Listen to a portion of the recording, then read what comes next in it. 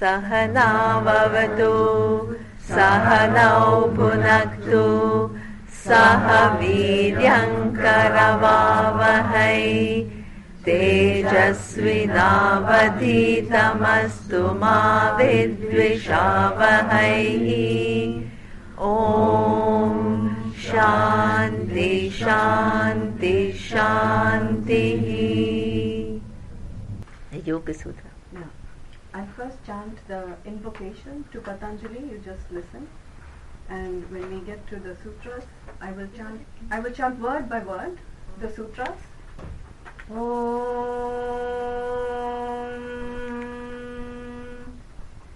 Yogena Chittasya Padena Vacham Malam Sharirasya Cha Vaidyakena Yopakarottam Pravaram Muninam Patanjalim Pranjaliranatosmi.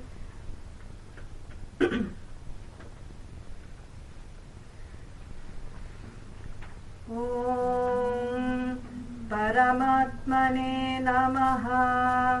Shri Patanjala Yoga Darshanam Atha Samadhipadaha. Repeat after me now. Atha Yoganushasanam Atha Yoganushasanam Atha Yoganushasanam. We repeat two more times. Together. Atha Yoganushasanam Atha Yoganushasanam Yogaha Chitta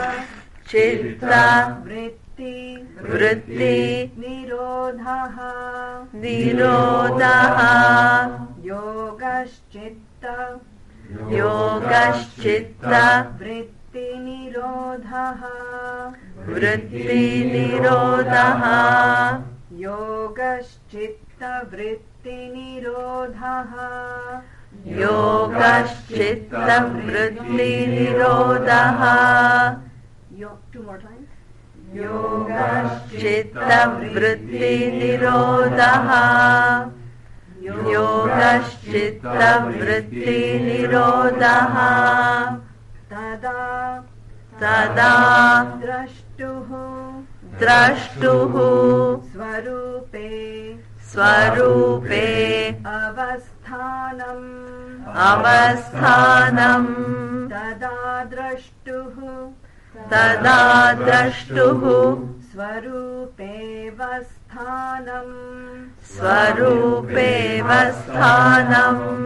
Tada Drashtuhu Swarupe Vasthanam Tada Drashtu Swarupe Vasthanam Two more times. Tada Drashtu Swarupe Vasthanam Tada Drashtu Swarupe Vasthanam Vritti Sarupyam Itaratra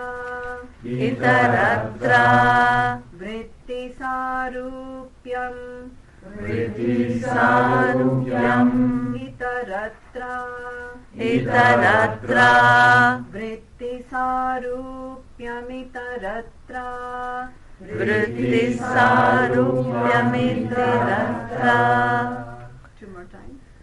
Vritti Sarupyamitaratra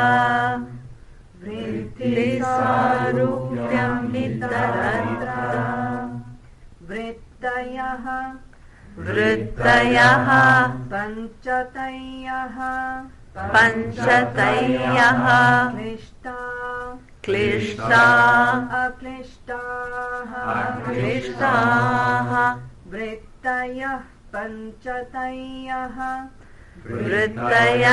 Panchatayyaha Klishtaha Vrittayah panchatayah klishta klishtaha. Vrittayah panchatayah klishta klishtaha. Vrittayah panchatayah klishta klishtaha. Vrittayah panchatayah klishta klishtaha.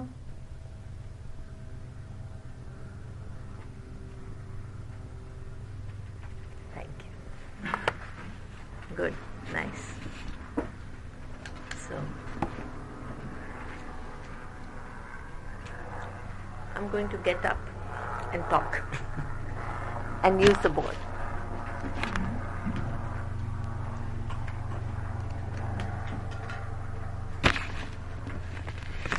Okay.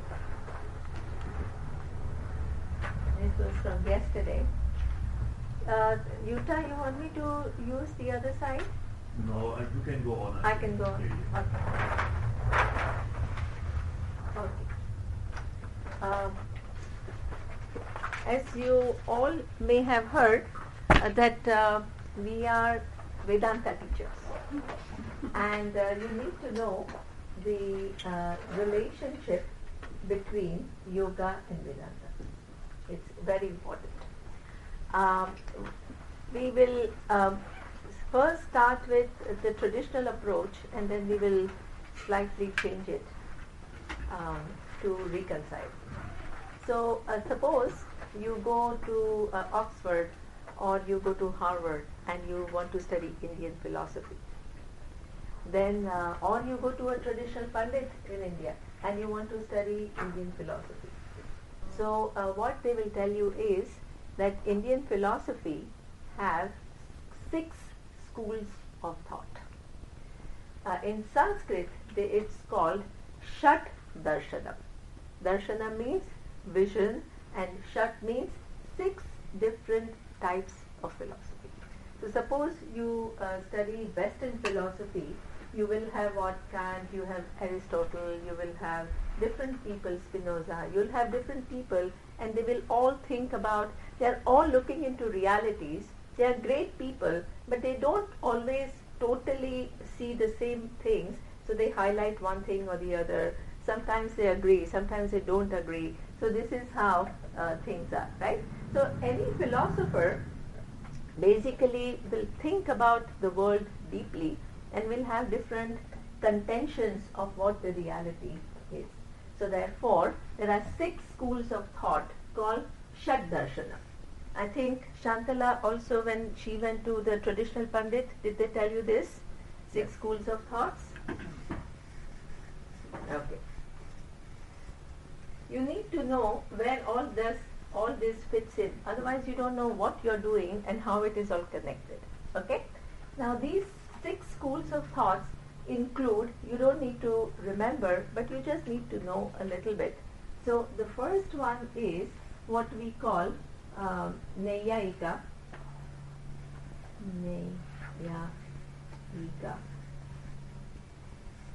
The other one is called, okay, let me, Nayayika, how would you spell it? Wow.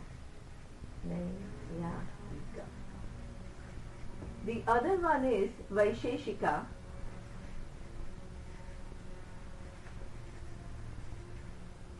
These are just details, you don't need to worry about it. The third is what we call Sankhya. That looks familiar, right? Mm-hmm. Sankhya sounds familiar? Yes? Okay. The fourth one is what we call Yoga. Fifth one is what we call Purva Mimamsaka.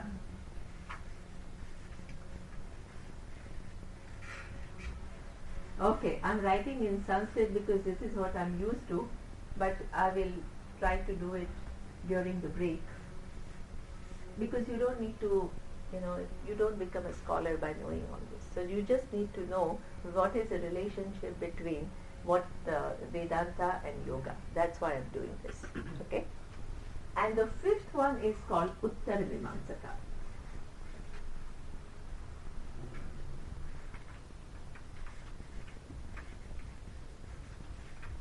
So when you go and officially study Indian philosophy, they will teach you all these different schools of thought, what they call schools of thought.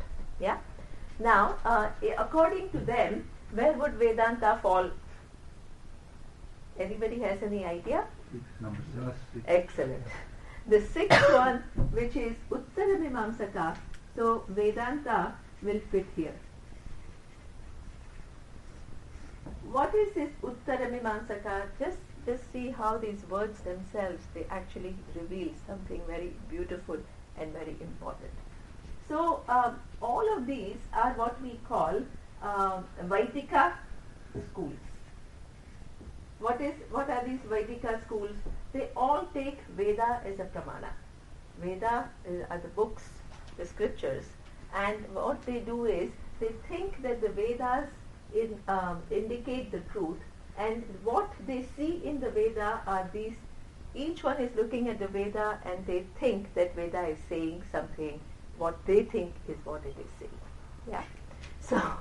So this is how they are all looking at Vedas, but they all have different contentions as to what Vedas are talking about. Yeah? Is it clear? Mm-hmm. Now, this Uttaramimamsaka, literally the name says, they are looking at the Vedas, these are the books, and they are interested in Mimamsa. Mimamsa means analysis of Uttara, what appears at the later portion of the Veda. So which is what appears in the end of the Veda are what we call Upanishads. Right? So they are the ones who are looking at Upanishads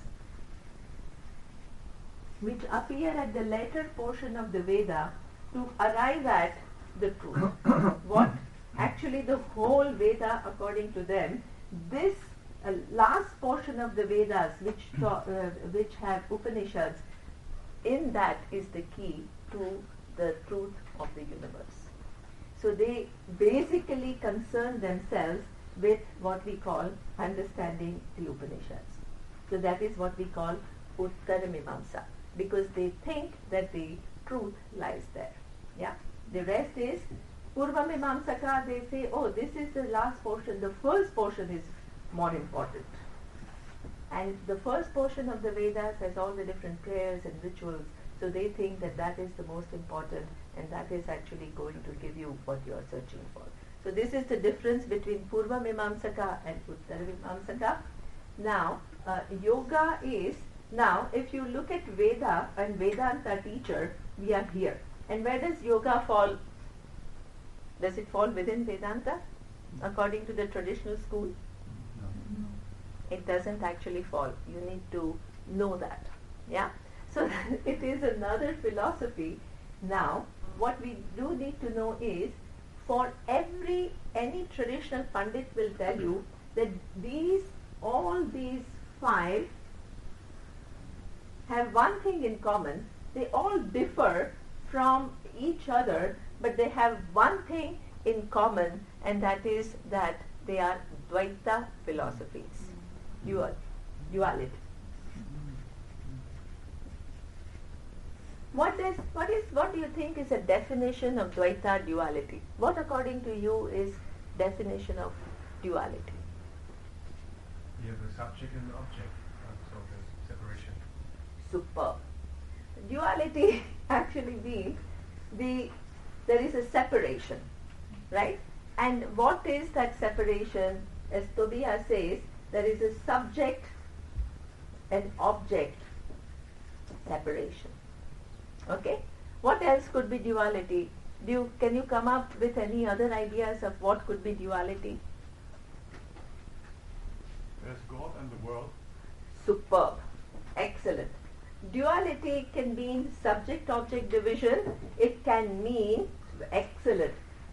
What Holker says is God versus the world.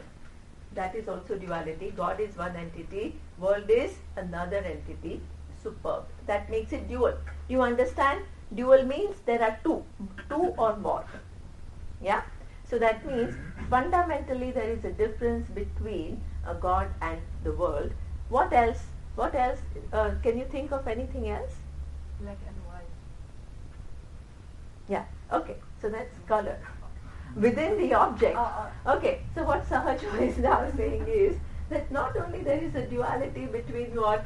Subject and object. Within the objects there is a duality, because one object is suppose white. Tobia is wearing black t-shirt, whereas she is wearing white t-shirt, so there is a duality, right? Because there are two colors. So now she is talking about the objects themselves have duality, because one object is different from the other. Yeah? What else could constitute? The whole concept of time or physics is based on duality. Absolutely. So what do you mean then? So what exactly you mean exactly? I mean, everything that we think of is actually within duality.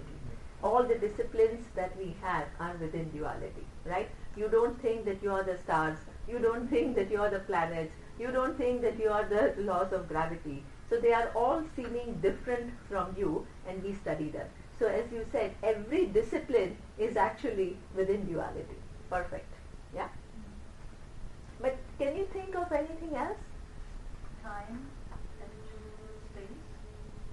So, okay, so time and space. So time and space are different from each other, or what do you mean? No, time is a duality between beginning and end. Okay, so what Yuta is then saying is duality exists because, let's say, yesterday's 5 p.m. is different from today's 10 a.m. Is that what you mean? Mm-hmm. Okay. Me and the others. Excellent. Me and the others. Excellent. Me versus others, and this others can include what? This is actually the real framework. Superb. This others could include many different things. What all? It could include what? All the objects, right? Me and all the objects. This could include me and God. Excellent. And it can also mean me and the world. And the world, which, as Sahajo said, full of many different objects, black, white, time, space, everything, right? So, and the world. So, in a sense, when we talk about duality, what we talk about is this. I'm so glad, because this is really the framework. Me, duality, two. What is two? Either it can be taken as I and other objects, I and God, and I and the world. In Sanskrit, we have a term for it.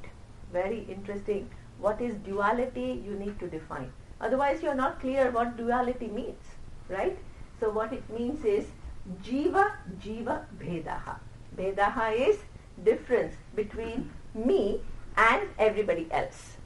That is part of duality. Jiva, Ishvara, Bhedaha. The difference between me and Ishvara, the God, and Jiva, Jagat, Bhedaha. There is a difference between me and the whole world, the universe, which includes time, space, and different objects. So this is all these 5 schools, they see some difference between me and all of this. There is only one school, which is Uttara Mimamsaka, which actually is the vision of oneness, and it actually doesn't see the difference, non-duality.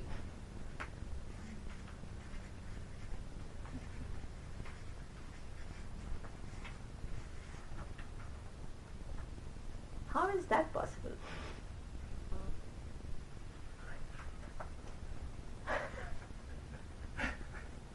How is that possible, right? I mean, the minute I open my eyes, I see what? all the objects which are all different from me. I see the universe with time, space, and so many different forces in the universe. It's I certainly understand it to be separate from me. And then I have some idea of God, and that certainly seems very far from me. So therefore, anything, as Tobias was saying, anything that we have learned is all within duality, including these philosophies. There is one school which has a totally different vision of the world, and that is what it has, the vision of oneness. And that vision of oneness is not something which is like you say, oh, it's a wishful thinking, oh, we are all one, let's just think about all being one.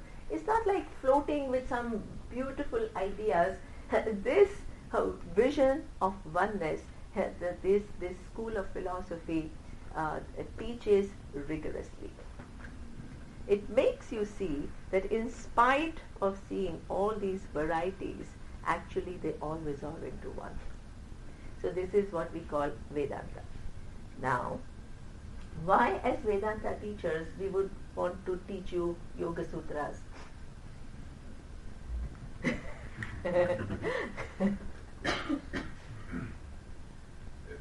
we all seemingly enjoy our body, so the body needs movement, and it's a good preparation for the mind. Very good. What else? Very good, Tobias. Vedanta is only, in my view, looking inside, but there's outside. Obviously. Okay. Yeah. Okay.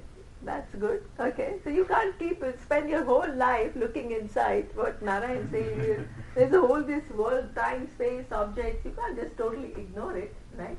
So therefore, you need to little bit also ask yourself about the world outside. That's his explanation. That's not what I'm saying. Yeah. But good. Very good. Maybe it's a preparation Yeah. for coming to Vedanta later. Okay. Yeah. Okay. A preparation for coming to Vedanta. Okay, that's similar to what Tobias is saying. Absolutely. Okay. So now I will tell you what is the connection. Anybody else who has any ideas? It's good. This is a time that I really want now more and more as I become an advanced teacher, and more Surya teaches in the university, and he meets all these experts in pedagogy, and they say that the teaching takes place the most when people participate. It may seem to you as though when I just explain everything, it is so logical and it's all perfect, and then that's much faster learning. But what they say is, when people participate, when there is an active learning on part of the people, active engagement, the learning takes place much better. It may not seem like a very smooth process because everybody is talking and everybody is expressing their ideas, but that's when you get the most. So what I do expect is, engage with me. It's very important that you all engage with me and try, and then I will explain to you what I have to say. Yeah. And by the way, I'm teaching Yoga Sutras for the first time because until now I have only taught. This is the truth. So now you have to help me, right, in my process of teaching Yoga Sutras.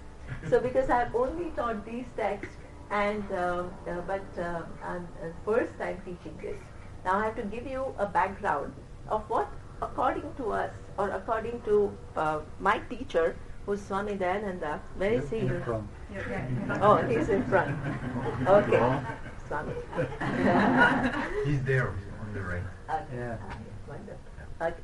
So according to my teacher, so he has an ashram in Sailorsburg and in Poconos Mountains in Pennsylvania.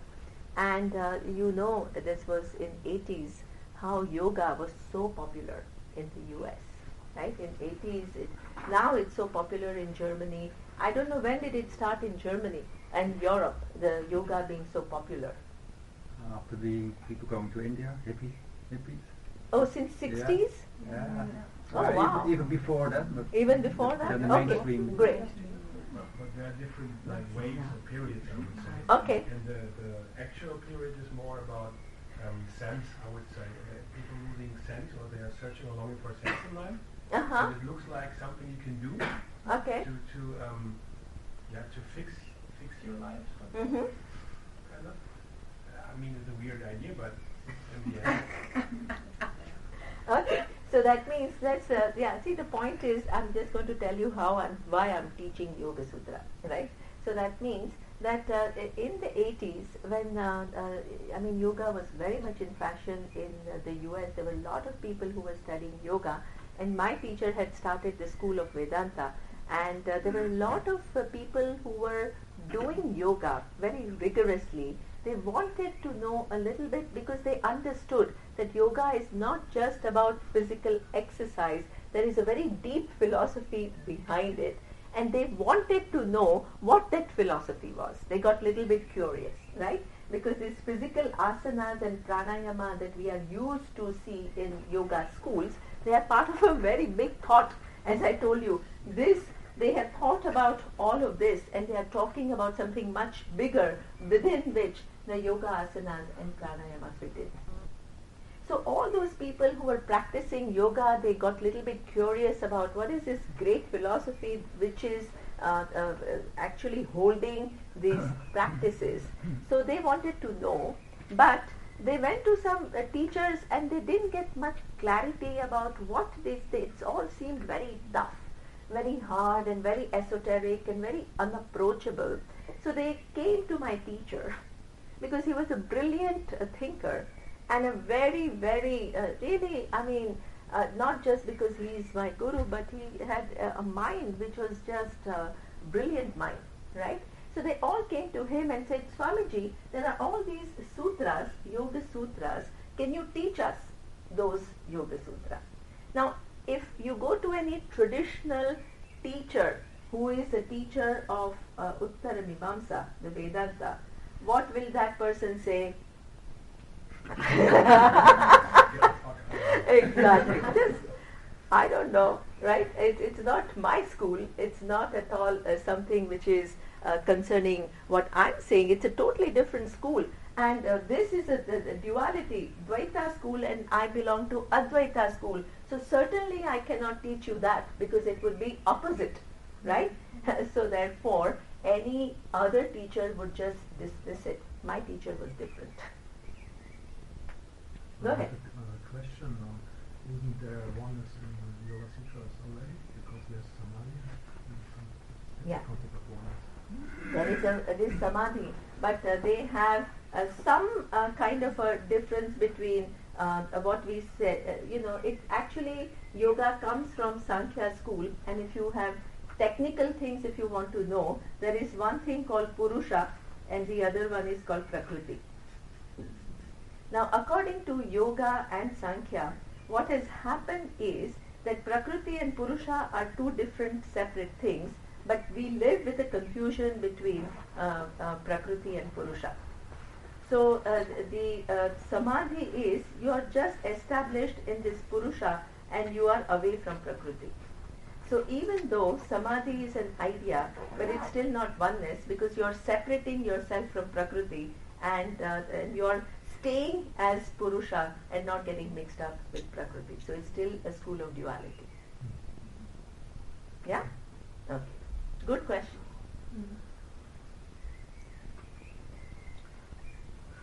So now, what you so he would have normally said that this is really not within my capacity. His approach was completely different. He says, let me read. Patanjali, who is the author of this Yoga Sutra, was not an ordinary person.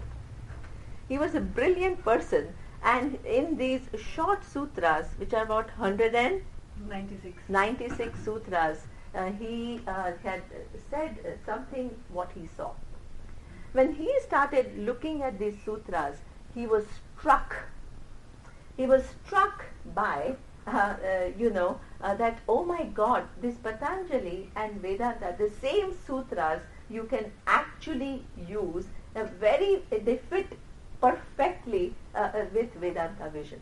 That was a very amazing, very revolutionary approach. And he says that actually maybe Patanjali had the same vision of, as Matthias is saying, the non-duality, which over a period of time got a little bit convoluted, probably. So then what he started doing was, started looking into this Yoga Sutras and using his Vedanta knowledge to show you that this Yoga Sutras are very close to what Vedanta is talking about, which is the vision of oneness. So technically, if you go to any scholar, so otherwise you'll say, hey, she doesn't know what she's talking about, right? If you go and talk to a scholar and he says, oh, we are this Purusha and Prakriti, and Purusha is totally separate, so there is a duality, and we are talking about non-duality, you may think that, oh, this teacher who gave us some wrong, false knowledge. So I have to be very careful, right? So therefore, what I'm going to teach you is based on our teachers, looking into Yoga Sutra and finding some amazing similarities. Yeah? So therefore, these Yoga Sutras, when I begin to teach you what each of these sutras that you have just chanted, what it means, you will see, oh my God, it's true that the sutras are saying what Vedanta is saying. It's amazing. So that means sometimes the philosophies can, take on a tangent. Even Vedanta, when you hear from some other teacher, you may hear, oh, be detached from the world and have no desires, and these kind of things, and you have to experience Atma, you have to experience Ishvara, but that's not really what Vedanta is. And so this is where also we are not worrying about what the traditional Pandit will say. We are looking at this Yoga Sutras from the vision of a Vedantin who's trying to see similarities, or actually that they both share the same vision. So that is the context, and you need to understand this context well. Yeah? Is it clear to you what we are trying to do? Yeah. Okay. It also proves the rigor of Vedanta further by also including a non-dualistic text to see oneness even in that. Superb. A dualistic text to see oneness even in that. Yeah. Superb. That's a very good point. Did you understand what Shantala is saying? Yeah? So that means you're so open. You're not creating, this is my side and everybody else is like my enemy. Nobody is your enemy. If you are if you carry the vision of oneness, who's the enemy? There is only one. Yourself. Exactly. So that means you become far more flexible, you begin to enjoy life. Really, to tell you the truth. So that is why, because that seriousness and that ninja attitude, this philosopher is different from me, so let me start arguing with him. All these problems go away. So therefore, you just begin to enjoy and try to reconcile things. That's the whole attitude. Okay? So now, having given you the background, let's go into the Yoga Sutras. The first one. Shantala, can you chant only the first sutra while I'm writing it? Atha yoganuशासनम्. Okay.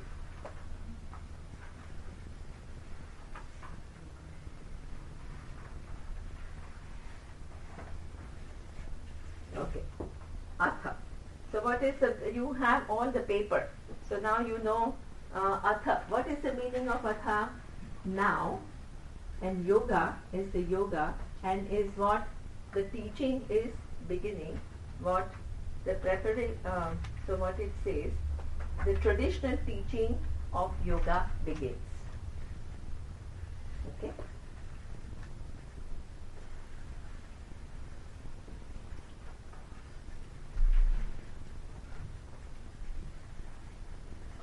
This is the sutra.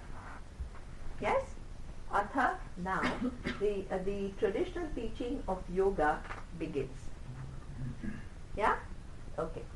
Now, okay, traditional teaching has to go here. Traditional teaching of yoga begins.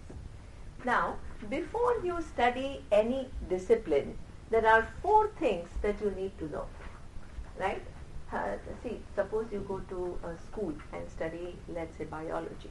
So what are the questions? If I ask you, why do you want to study biology? What will you tell me? It does interest me. Okay, that it interests you. Then, suppose I ask you, you've all been studying, forget biology, you've all been studying yoga. Why are you studying yoga? That should be easy to answer. Right? We devote so many hours of our life to a pursuit. You need to know why you're doing it. You want to get out Get out of what? of the yoga. What do you want to get out of you? Exactly. Why? My question is, why are you, if I just ask you a simple question, why are you studying yoga? What will you reply? Because anything that you do, you have to think about it, right? Why you are doing it. Makes me feel good. Okay, the first reason is, makes me feel good. Now, this is, in fact, see, I want you all to become a discerning person, right? So I want you to really engage. Now, suppose my whole criteria for life is, let me do things which will make me feel good. What will I be doing? I limit myself Why do you limit yourself? because it's an hedonistic approach to life, and growing means also to stand difficult situations. We have a philosopher here. Wonderful. He uses very interesting words, and that's very true. There's a hedonist. You know hedonist? The person who's only searching for pleasures, right? So when your hedonistic approach that Tobias is talking about is the person who only is interested in doing things that feel good, and that can lead you where it can lead you to drugs. It can lead you to wasting so much time in God knows what, just spa, sitting like that. I'm not saying spa is bad, but what I'm saying is the whole life goes only in pleasurable events, seeking pleasurable events. So unfortunately, and please don't have a complex that you are doing things which make you feel good, because most of the human beings are like that. And ultimately, even yoga's goal is to make you feel good, but through proper means, right? So that means it's not but that cannot be the only criteria for your engaging in activities, because it can take you anywhere. Do you understand that? Making me feel good is a valid goal. I don't mean to say that it's not a valid goal, but it cannot be the only riding force in my life, because it can take me to so many things. You are a child, you want to go and play, and you have an exam tomorrow, but you want to play. Why? Because it makes you feel good. Right? But that's not really the right thing to do at that time. Otherwise it may be good, but not at this time. So therefore, as Tobias is saying, that this is an important criteria, but you can't guide your life only by that. So then, why else do you think that you want to do yoga? To learn about myself and my body, my mind. Excellent. Very, very good. Because so much of our life goes in just engaging with the world, but very little thought goes into, hey, really study my mind, study my body, study, what is the third thing that you said? About myself? Yeah, about yourself, right?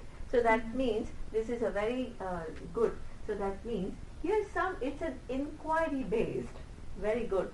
You're moving from just what makes you feel good into an inquiry. Any inquiry into the nature presupposes what? It presupposes you accept that I don't know it. Very big. This is your first step in what actually getting to know. Otherwise, we always behave as though I know it all and I want to fix the world, but the world is so bad that it doesn't listen to what I'm saying. Right? So that approach has to change, and it has to become, what you are saying is a very huge shift in the mind, very big. It's not a small thing, right? Inquiry presupposes that the way you see things and the way you understand things are not totally adequate, right? So that means it starts with your recognizing that what there is some ignorance, and you need to improve your vision of yourself, about the world, about so many other things. That is a very important step. Something maybe set by sense. Okay, that's a very good. So inquiry, but inquiry not just as a philosophical inquiry into, oh, where did this word come from or whatever, but it also, as Yuta is saying, is that the result of that inquiry is you want to make sense of the world, and you want to live better. As a result of understanding things better, you also want to live better. Is it clear? Inquiry, and that inquiry has a purpose of finding your own meaning in life.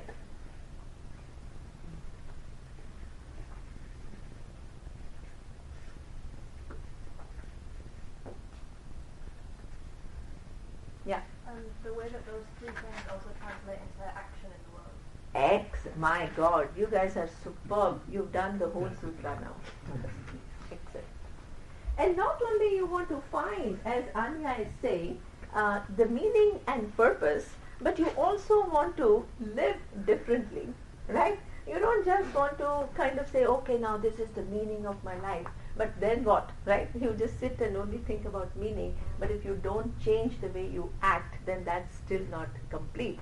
So what Anya is saying is, you also want to use all this inquiry and the purpose and meaning that you have arrived at to be able to perform different kinds of actions and live differently.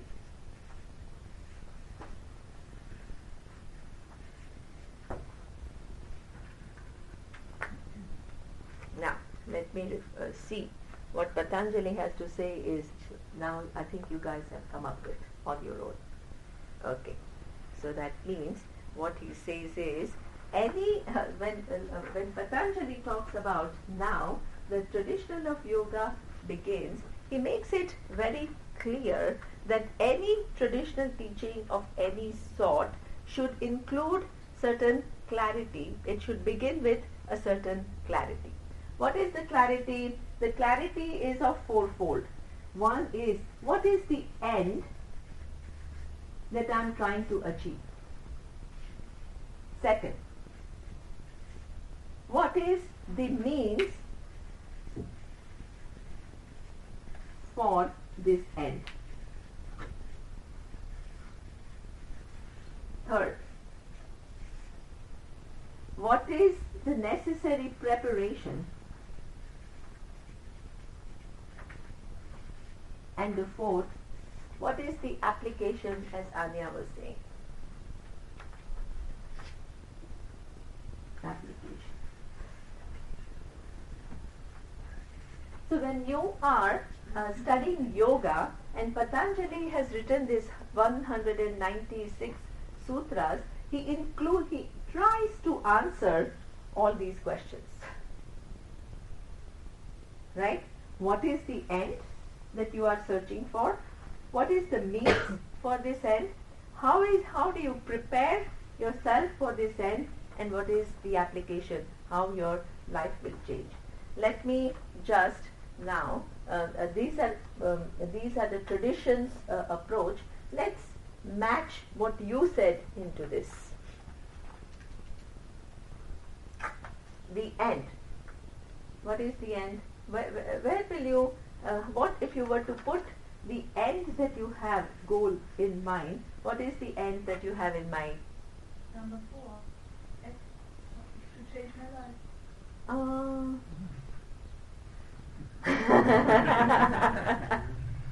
Not sure. I would say freedom. Excellent. Superb. Say it loud. Freedom. Freedom. This is the end. Please understand, this is our ultimate goal that we all have. Freedom. Freedom from what?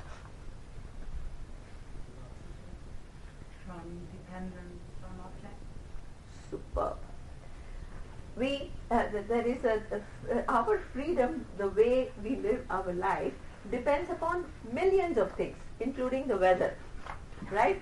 The weather, it's raining, and we are all complaining, oh, today is it's a rainy day, and I can't do this, and oh, I can't dry my clothes outside, and today is my laundry day, and you know.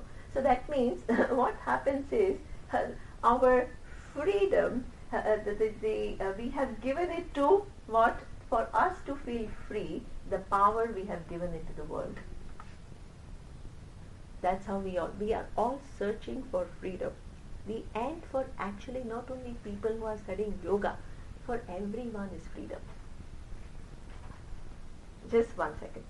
I'll just develop her idea, then I'll come back to you. In fact, that's a human goal. Freedom is a human goal. And that freedom in Sanskrit is called moksha. Moksha. Moksha, the word comes from munch dhatu. The munch dhatu, the root, says freedom. So that is superb. I'm so glad. Now, then, what is the difference between a yogi and somebody else who we are all searching for freedom? What is the difference between the two? The others are constantly dependent upon what? The external world for this freedom. What yogi is trying to now do is find that freedom without what? That dependence. That's the difference, right? Otherwise, what is the difference between a yogi's end and everybody else's end? Everybody is searching for freedom.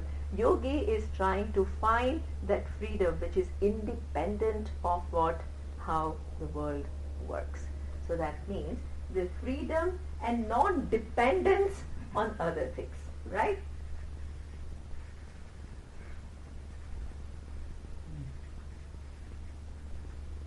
Okay, what we all need to, I have to make it much more refined, and I have to make you see what all it means. But for now, this is very good. You have something to say, please. Yeah, I would say the same there, the moksha, they have the same goal. Yoga and Vedanta have the same goal, but they go different ways. Great. So that's why what I'm going to show you is they actually don't go so different ways. See, this whole thing, the way it was done by my teacher, what we generally think is they go different ways, our Swamiji is trying to show that they are not actually going different ways.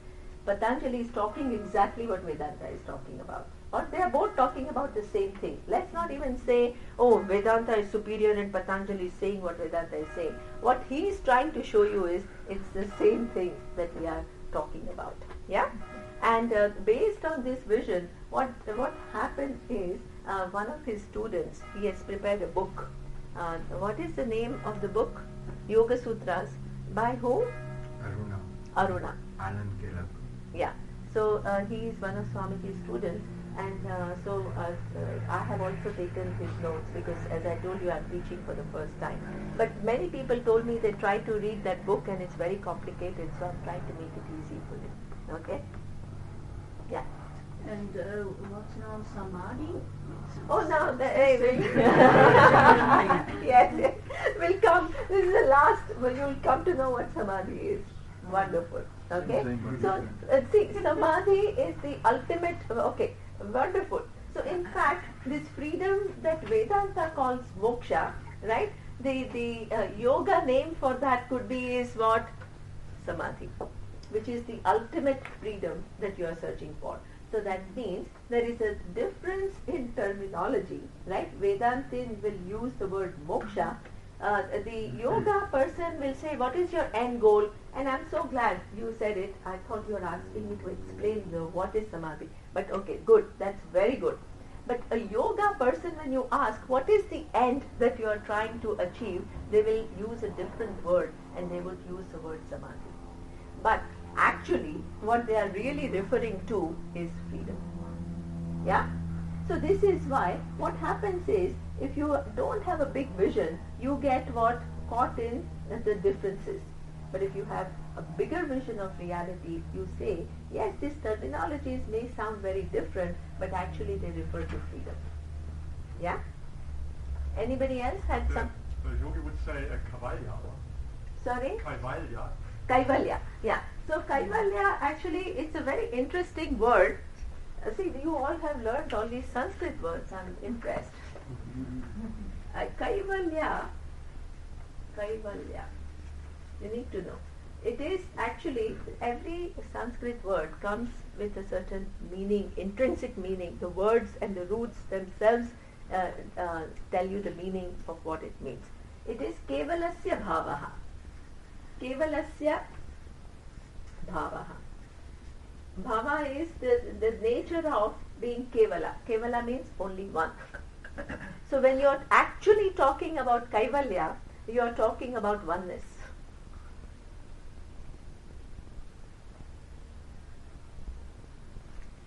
Yeah, very good. So you can use all these words. What are the words? Moksha, samadhi, kaivalya, all these words, but they refer to one thing. And what is that one thing? Freedom.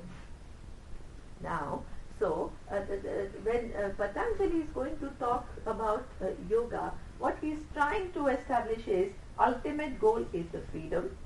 Then he is going to also tell you the means for this end. How do you get freedom? Because all of us are searching, and we are searching in different directions, and we are not finding it. So he is going to tell you how to get the freedom. So this means for this end is what? So means, what do you think when you non-dependency on other things, right? When can it work? Tell me. So you don't want to depend upon other things for your fullness. Now suppose you are very small and you don't want to depend upon any other thing for your fullness. Will it work? Will it work? No. It will not work. Why? Because suppose, now, today I decide, I don't want to be dependent on anything, right, for my happiness.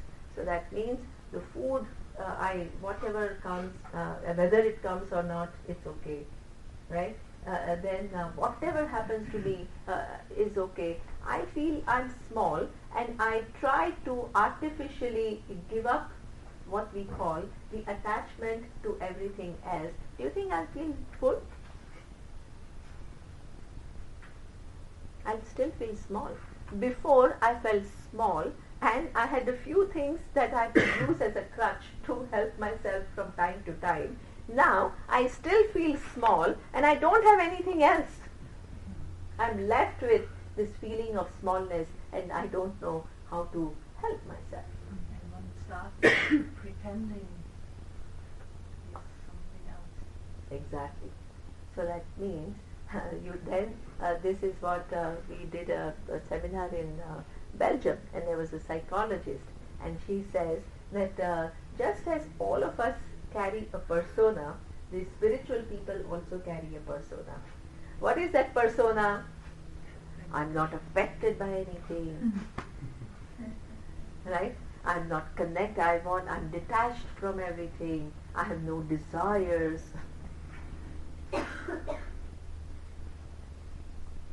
Right? So that means, is it really true or is it only a persona? It's like this 18-year-old girl saying when her parents were separating, and she came to me because her mother sent. And then I said, so how does it feel that your parents are separating? She said, I don't care.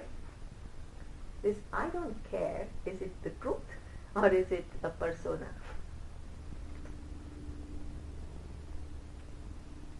So in some different degrees, not yogis, I don't know, spiritual person also, if they don't have the clarity about what they are doing, they can begin to do it. I don't mean to say everybody does it, not at all. But if your whole pursuit doesn't have clarity, these are the outcomes. You have something to say? You had, I saw you raising, Matthias. You raised your hand? No? Okay. Okay. So now, suppose you are really small, and you have given up your dependency on other things, how will you feel full? Tell me. Maybe if you develop trust, so that it's okay the way you are on this world, and everything is there that you need. And if you can trust in this concept, you Very can good. let go on another way than the way you thought of before. Okay, wonderful. What you say is absolutely important, but it comes here and not here. Yeah, it comes here. So that's why you need to be clear about what you are doing. So what we are, very good. I will write it when we come here. Now, the means to this end, there is only one possibility when you can actually give up dependence on other things for your freedom is about you are already free. That you are big, you are not small. Right? Now, the thing is, so what you need to discover yourself, what is the means for this end? That you need to discover yourself as already full. Do you see the logic? Because if you remain small, your dependency on other things cannot go away.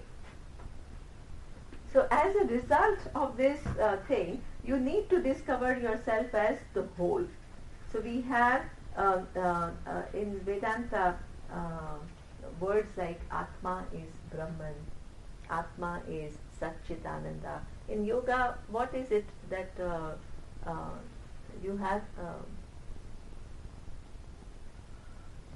Okay, it doesn't matter. But I will show you how it is all. So that means what you do need to do is, means for this end is that they are already the whole. Now, the question is, if you're already the whole, then you should already be feeling free. But you're not actually feeling free. So there is a problem here. And what is that problem? Ignorance. Very good. So that means for this freedom that you're searching, actually you don't have to do anything. Please understand, these are very big things that you need to understand. Otherwise, your whole pursuit is all haywire. You don't know what you're doing, what is going to get you what you're doing, and where everything fits. So therefore, if you are the whole and you're still thinking that you're small, and which is keeping you from enjoying the freedom, then the whole problem is that of ignorance. Very good. So that means, what is the primary means for this end of samadhi or moksha? It is removing this ignorance. Yeah? These are just logical steps. Now, for removing ignorance, it's not as easy as removing this little dust on your body. Right? Any advanced removal of ignorance requires what? Preparation. What it means is, suppose I'm really, Surya is a scientist and he gives me all these amazing books of all these big scientists, quantum physics, neurosciences and all. And I'm very interested, but I just don't have the vocabulary and I don't understand. Then I want to remove my ignorance about all these profound topics, but my mind, I have interest, right? And I do want to do it, but I don't have adequate preparation. You understand that? So that means the pursuit of removing ignorance for that freedom also includes what? Preparing the mind to understand what is the true nature of oneself. So that means, what are the things that you can do to prepare yourself for removing the ignorance? For physics, I know. I need to what? I need to go to first start with simple math, then get little bit more advanced arithmetics, algebra, then all these advanced studies, and then my mind will become ready for physics. For discovering your true nature, what is the preparation? Ashtanga Yoga. Okay, superb. So Ashtanga Yoga could be the preparation. But let's not get technical. It's true. Ashtanga Yoga. What do you mean by Ashtanga Yoga? Let me the ask eight you. parts, the 8 limbs of Ashtanga, so asana, pranayama, no, yama, niyama, Yama. asana, pranayama. Okay. Yeah. Okay.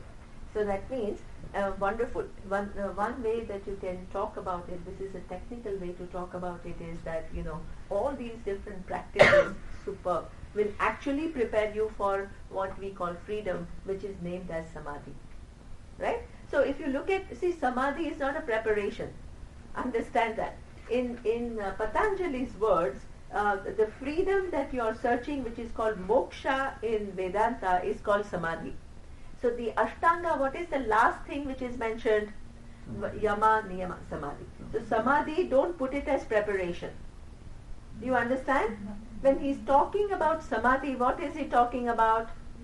The end. That's why you need to be careful when you're matching two different things. You have to be careful where you put what. Right? When Patanjali is talking about samadhi, that is the end. We will see that. But the preparation is exactly as Holger is saying, and that is what yama, niyama, asana, pranayama, all that we will see in detail. Okay? So these are all preparations which will then will be capable of removing ignorance, which will get to the freedom. Very good. Okay? But couldn't samadhi also be a preparation, because there are different samadhis, like Okay. Sankara samadhi, versus Nirvikalpa samadhi. Yeah. There are So different stages of samadhi. okay, great. So Patanjali not only talks about one type of samadhi, there is a kind of two kinds of samadhis that he talks about. One is what he calls savikalpaka samadhi, and the other one is nirvikalpaka samadhi. So he makes a difference between those two. But so one could be the preparation, and one could be nirvikalpaka samadhi, you can say, is the end, right? Where there is no difference at all. Yeah, there is non-duality. Okay. Good point. Yeah.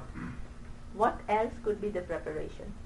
It's all about actions. We talk now about actions. So if you need to do something to realize, like for example, yourself, then it's still dependent. So because you're dependent on the action. For example, if you are looking for like meditation, Yeah.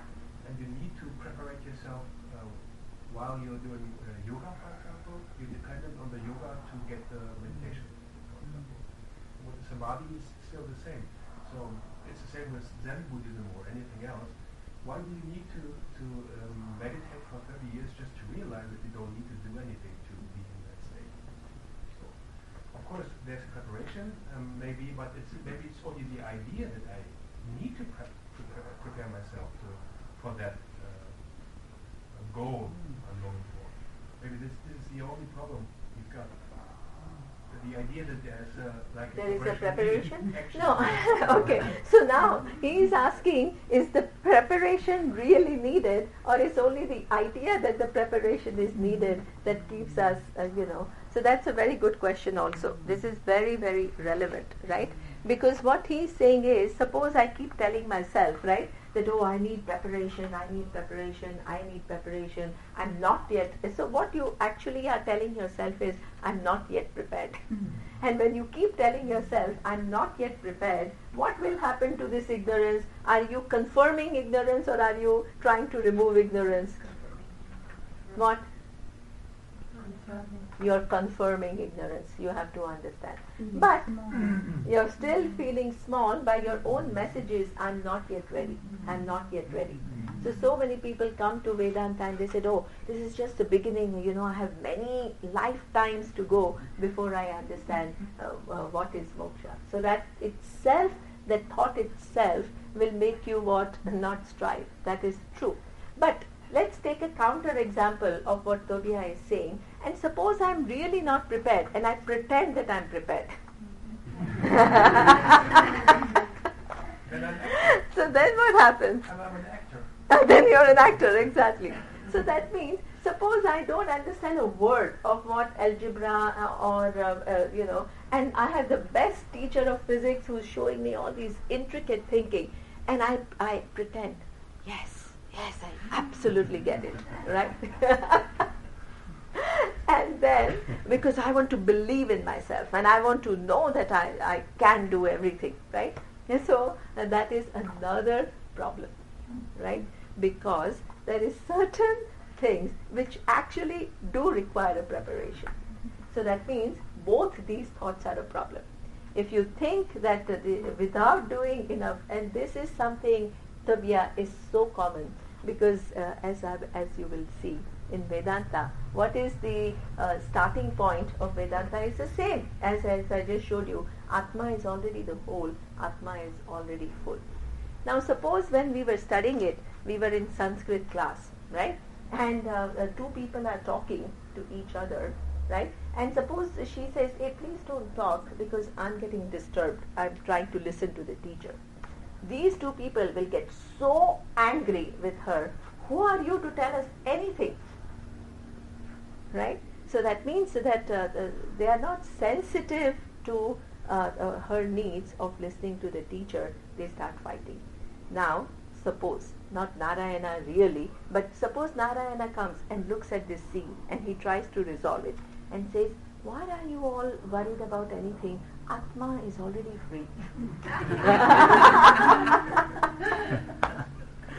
This is how our Vedanta works, unfortunately. Right? So that means what we are trying to do here is try to pretend that we all know Atma and Atma is free, when actually we are struggling and we are in denial. So what you really don't want to do is, when there is a necessity for preparation, you also don't want to believe that there is no preparation. It's a lot of emotional work then. Exactly. Absolutely. So that means you want to be intelligent about, absolutely, as Tobias said, you don't want to constantly tell yourself you're not prepared, you're not prepared, you're not prepared. And by that very thing, you're actually keeping away the knowledge from you. But you also don't want to be irresponsible and pretend that you're prepared when actually a lot of preparation is necessary. So that is what we call wisdom, right? So that's what Patanjali will also say. What all these preparation includes, then you have to decide for yourself the areas in which I am prepared and areas in which I still need some preparation. Do you understand? Suppose I tell, and that's exactly what Holger is saying, preparation is not just one thing, it is many things. And suppose Patanjali tells you what are all the things, you can decide for yourself, oh wow, I've done this, but I'm lacking here. So it gives you a certain framework, an objective framework, to not fall into any of the two extremes, that I'm prepared and I'm not prepared. Yeah? It will give you a framework to objectively assess yourself. Yeah? Okay. Yes. Yeah, for preparation we have to practice moral values, ethics. Yeah, so what all is, it will come. Yeah, it will come. This is the first sutra. Please understand, this is the first sutra which shows when you study yoga, what are you doing? If you don't know what you are doing when you are studying anything, how will you use it appropriately for your freedom? Tell me. Or for what you want. So many things happen in our lives. They just happen. Somebody tells you, go to this class, it's wonderful, we go there. Then somebody says, oh, this one is wonderful, then we go there. Then we go here, there, then we go everywhere, and everything is wonderful, or nothing is good. So that means because it lacks this clarity in us.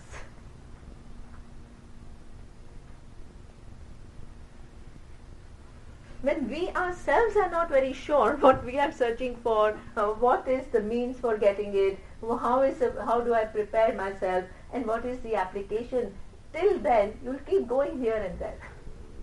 because nobody has made you think about it. The teacher is the one who makes you think about it so that you have clarity about what you are looking for. I understood the first sutra, that you have to prepare to be in the now, in the present, that this is the main preparation, to be in the present, to understand Okay. everything See, else. everybody, now tell me, who is not in the present?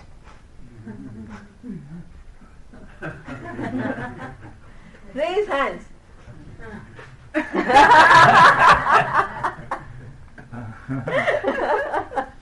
So where are you? Let me ask you. If you're not in the present, where are you? Could be in my mind. I So is distinguish mind not in the between- present? Now let's explore a little bit what we are talking about. This is really that, things seem very esoteric, things seem really very beautiful, but if I just little bit go along with it, right, we see that it gives a semblance of understanding, but actually there is not much understanding. Suppose he says, I'm with my mind. Is mind not part of time and space? Right, but you can be do other things in mind. So I agree with Narayan because of the now. Yes. It's a decision. It's a decision to do it now, and not to be in holiday in my mind. Okay. So you want to be in the present, a present moment, and then what do you want to do in that present moment? Concentrate Concentrate on what? on the So that means, see, you want to concentrate on me. Why do you want to concentrate on me? Because I'm making you see certain things. Right? Just concentrating on anything will not give you any knowledge. Right? Please understand. Just you are sitting there and said, I'm being in present. But if I meditate, I do dharana, it's concentration. Yeah. And, because of the concentration, I get into oneness. Okay. Now these are too many assumptions, and let's look at that's not exactly what. See, he is making all this very clear about Patanjali. He's making you see what seems like a very beautiful goal, to be alive to the present, may not be as lofty as it seems like to us, because yes, concentration is a very important quality of the mind. There is no doubt about it. But suppose that concentration, if you have not removed the ignorance, you still think I'm small, right? And you are very concentrated. What will happen? Your smallness will become group. This is how, what happens is, I'll tell you a story. It's a story time, a little bit. Yeah, you have to relax, right? So it's a story time. There is when I was a child, I read a story. The story was, it was Gujarati story, and it was called Ardho Papad. What is Ardho Papad? How many of you have been to India? Papad? You know papadam? Okay. So papad is this crispy cracker kind of a thing, right? So there is this man, I will not make it long because I have many things to show you. So, okay. So there was this man who had gone to, Indian weddings are big events, and they have all these people who are sitting down, and then they are served lunch. So there was a big festival, and they were all sitting there. Now, food was being served, and along with the food, papad was also being served. Now, what happened is, the man who was distributing papad, he was giving full papad to everyone. Now this person was sitting, he gave half papad, half. Now this man is saying, and he watches everyone full papad, everybody after him full papad, him half papad. Very concentrated he is. He's observing very carefully what's happening, everything around. Now what happens is, he starts telling himself, he's very available in the present. Right? Now, what he does is, he tells himself, oh my God, I think the owner doesn't like me because he's giving everyone else full papad, but he's giving me only a half papad. So that means for rest of the meal, his mind is where focused, very much focused on what, very present to this one fact that oh, the owner doesn't like me. So that means as he goes home, he's not forgetting it. What happens is he starts thinking about it. And he starts thinking about it and he says, this is just not only he doesn't like me, but he's insulted me in front of everyone. And now, because he has insulted me in front of everyone, I have to show him a lesson. I can't let it be like that. So let me show him a lesson. How will I show him a lesson? Oh, let me also organize one dinner, and let me also invite everyone, and let me give full papad to everyone and serve him half papad. He will see what it feels like to be humiliated in front of everyone. Then what he doesn't have enough money to do such a big dinner, so he works really, really, really hard, and he gathers enough money to do what? To have a party and to give him half papad to make him see what it feels like to be humiliated in front of everyone. So everybody comes, everybody is set. He says, oh, great. He had many servers who were serving food. He says, papad, I'm going to serve, because I want to see on his face when he served this, how bad he feels. So therefore, what he goes and he starts serving everyone. Now the man's turn comes, right? Who served him half papad. And he gives him half papad, and he's waiting to watch the expression on his face. What happens? This man doesn't even notice it. And he's waiting and he's saying, hey, now what is, I want him so, and the other people, right, then he serves other people and there is absolutely no reaction from the other person. Why? Because that other person didn't even notice what that others were served full and he was served half, right? And if he wanted half more, he would have just asked for it. One person is living with awareness, he knows exactly what is happening. The other person is living with no awareness, this person who was served. Who's wiser?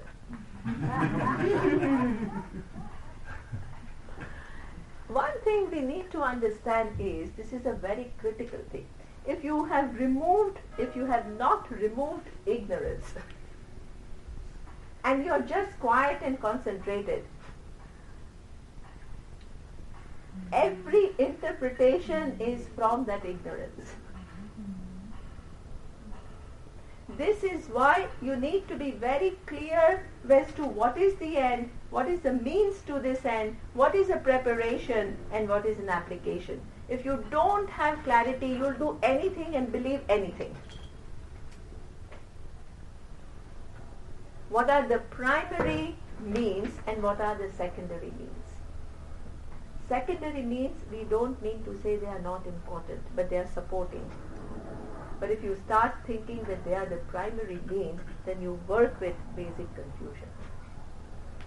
So here, primary means is number 2, and yes. Secondary means is preparation. Excellent. To make it explicit.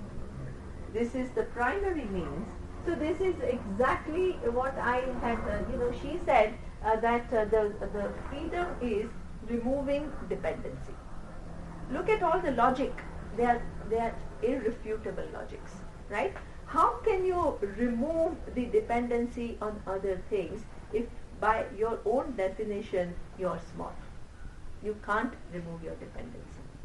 You only can remove the dependency if you find yourself whole, and if you're already whole, then why is it that you don't feel like you're the whole? Because of ignorance. So the primary thing that you do need to do is what? Remove this ignorance.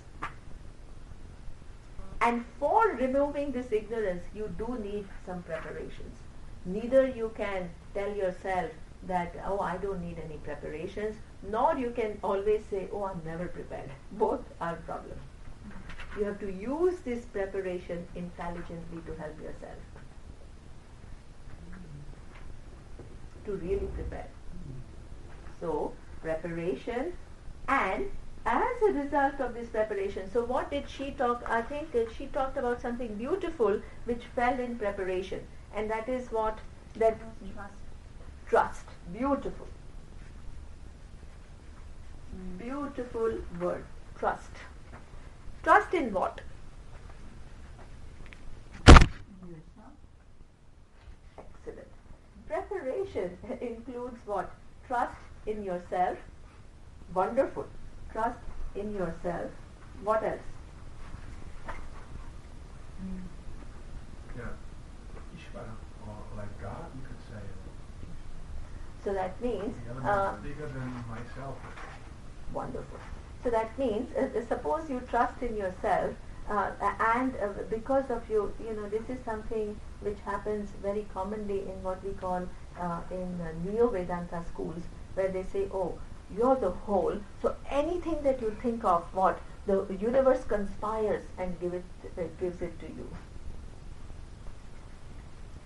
So that means that particular sentence, it means that you think whatever you think will manifest in front of you.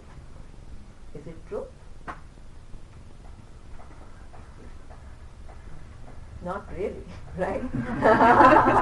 I wish it was the case, but it doesn't happen. So what Tobiah is saying is, there is something out there which is running the universe, which is what he calls Ishvara, which is what we will see. All of this will be included in Yoga Anushasana.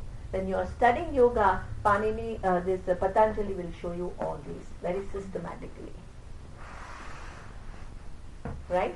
So that means there is a trust in the universe that things are not totally random, and things are not meaningless, and things are not unfair. So one is trust in yourself, and the other one is what? Trust in the universe and the cause of the universe. So that is what we call preparation. How many, if this is the preparation, how many of us right now have that preparation? How many of us can raise hand and we can say, yes, I live with that trust? In order for that trust to happen, you need so much knowledge. You need to know what is Ishvara, why it is infallible, why do you need to trust yourself. You need to know a lot. This is why preparation means all this knowledge. Yuta? We need to have trust that there is somebody, or in the Vedas, which is the truth. Yeah. Okay. Great. Can help you. Superb. Okay. So she talked about trust in oneself. She talked about trust in the world and the universe. And Yuta is talking about yet another trust, which is a beautiful trust, and which is that yes, the scriptures are going to make me see something which I don't see now. And that trust, has a special name in Sanskrit. It's called Shraddha.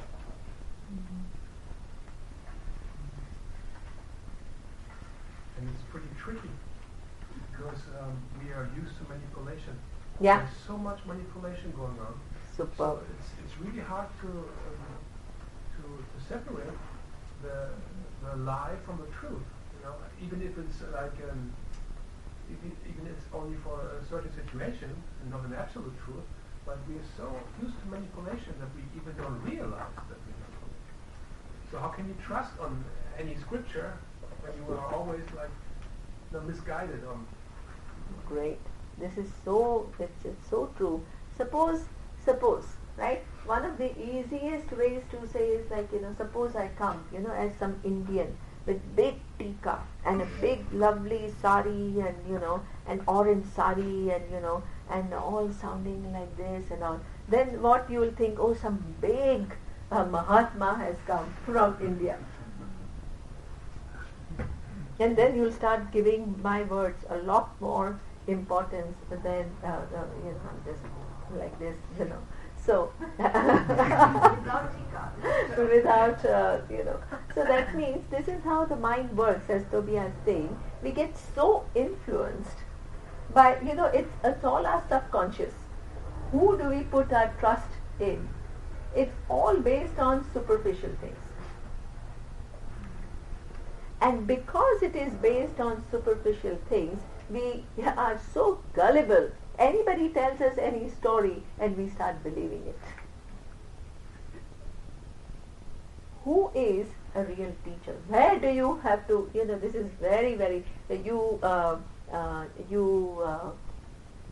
go to, there are so many teachers of yoga, there are so many teachers of philosophy. Who, even within that, who will you go to?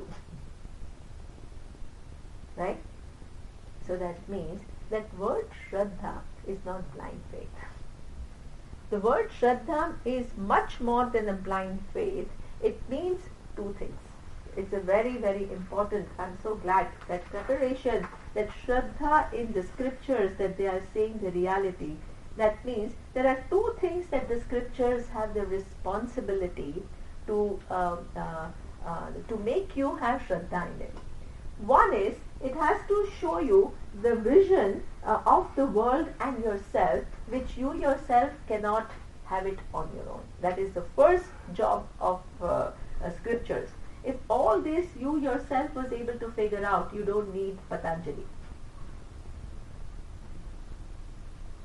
So you need the help of a teacher and a book in order to make you see something which otherwise you cannot see. Now, how do you know that what that person is saying is the truth? So this is why there is a second condition which is met. I have to, how many of you, are you prepared for a little bit of technical discussion, or you want to keep it at an easier level? Technical? No problem? Okay, nobody awesome. These are very motivated students. Okay, wonderful. Okay. So that means there are two words. I'm so glad. See, when you have discussion like this, I'm able to see the level of people. And as your levels rise, I have to teach you at a higher level. Right? So it is very good. These questions are very important. So now, there are two things that these scriptures enjoy in order for them to be valid scriptures. One is what we call anadhigata. Anadhigata means it tells you something which you yourself are not able to find out. The second condition for it to meet the condition for your Shraddha is what we call abadita. What it means is, suppose I tell you that the scripture says something which you can logically disprove, then you don't have to trust the scripture. So two things. The scriptures have to show you something that you cannot see. At the same time, the scriptures cannot be actively illogical. So that means it cannot, what it says cannot be contradicted by logic. That's when your Shraddha becomes very strong. So you try to see it from any given standpoint. If you're clever, if you're using logic, you will not find any way to contradict what it says. Then that is a wonderful Shraddha. Do you understand that? Then it is no longer this blind faith. So all these great scholars, they sat and they figured it all out. There are Sanskrit words for all of this. Right? So one is what we call anadhikata. It shows you something that you cannot see. The second is abadita. Abadita means it cannot be contradicted by logic. Suppose I tell you, right? Suppose I tell you, oh, the world is flat.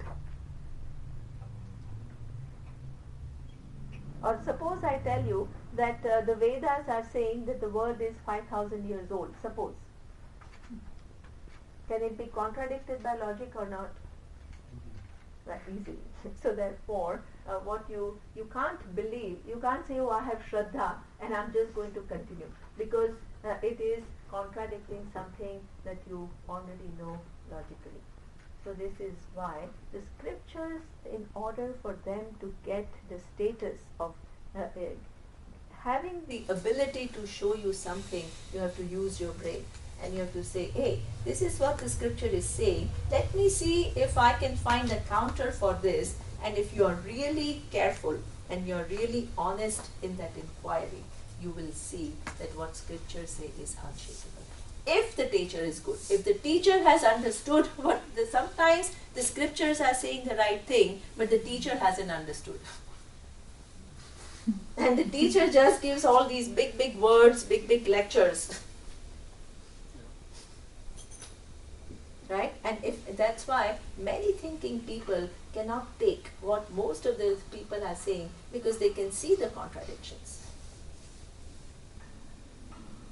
If there is a good, competent teacher who's really committed to scriptures, then they will be able to show you how the scriptures are unshakable. What they say is unshakable by any logic. Okay, Surya is my time. So it's a break time. Okay, now, okay, we will go back and I'll see something. I want you to understand this framework, then everything will fit in very quickly. Neema, 15 minutes? Yeah. Okay, so I will go. And if Okay, someone I here will who just do Purnamada.